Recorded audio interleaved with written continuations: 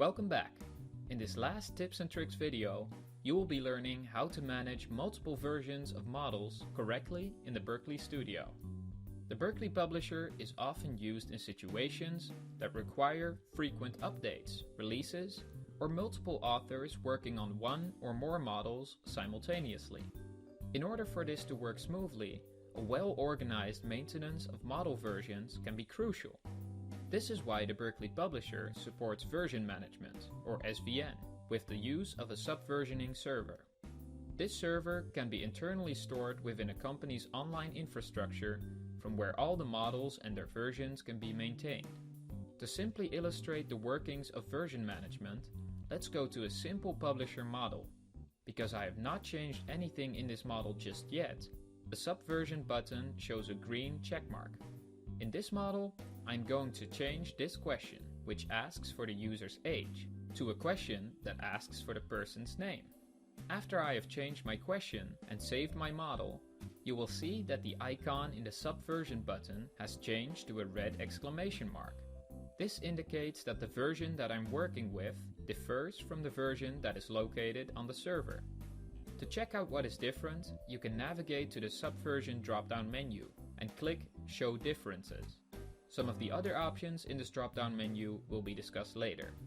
As you can see, this window has two sections, one for the working copy of the decision tree and one for the model saved on the server. This window will immediately show you exactly where in the decision tree the two versions differ. In our case, this is in the node Example. In this node, we can see that the name of the question in that node has been changed from age to name. On an even more specific level, we can see that the question has also been changed. If we look at the window as a whole, we see a number of options. First of all, on the right, we see the history of revisions of this model. This window displays the number of the revision, the author, and the date on which the change was made, but also a mandatory message from the author. In this message, the author can describe what he or she has changed or any other preferred information. You can also click this revision to take a look at or use parts of earlier versions. Furthermore, there are a number of buttons at the bottom of this window. To illustrate what the first button does, let's assume that I would have also made a change in the final text of the application and that it now goes on to an appendix node. After some consideration, I come to the decision that I do not want the appendix node at all, and therefore would like to keep my original ending. I can select the change in the ending node and click the Use Theirs button to go back to the original ending node. You'll see that the change will have disappeared from the version differences. Now that I don't need my appendix after all, I can delete the node by selecting the appendix and clicking Forget It. This button deletes a node or a graph from your working copy. Now, I can decide whether I want to throw away all my changes made to the model, which can be done by clicking Revert, or if I want to keep them. Let's say that I would want to keep my question asking for the user's name, so I select Commit. If I do this, a window opens up. Here, you have to insert the message I talked about earlier on in this video. This could be any information that helps explain the changes you made.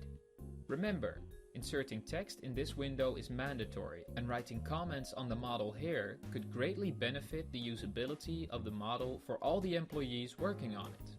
Click OK twice and you will be brought to your updated decision tree. To come back to the Subversion drop-down menu, you see that you can also commit and revert without checking the differences between your working copy and the one hosted on the server. Another functionality of subversioning in the Berkeley Studio is found in this drop-down menu, Lock. As its title implies, this option allows you to lock the model temporarily. This way, you can continue working on the model without any other employee interfering with the decision tree that is hosted on the server. You can easily lock the model by pressing Shift F8 or unlock your model by pressing Ctrl F8. And that's the end of the Tips and Tricks playlist. Do you have any questions? Contact us by either leaving a comment below this video or sending an email to publisher@berkeleybridge.com. If you like this tutorial, check out our YouTube channel for more tutorials or our website for more info. You can also stay updated by liking our Facebook page. Thanks for watching and good luck with using your newly acquired knowledge in the drafting of better decision trees.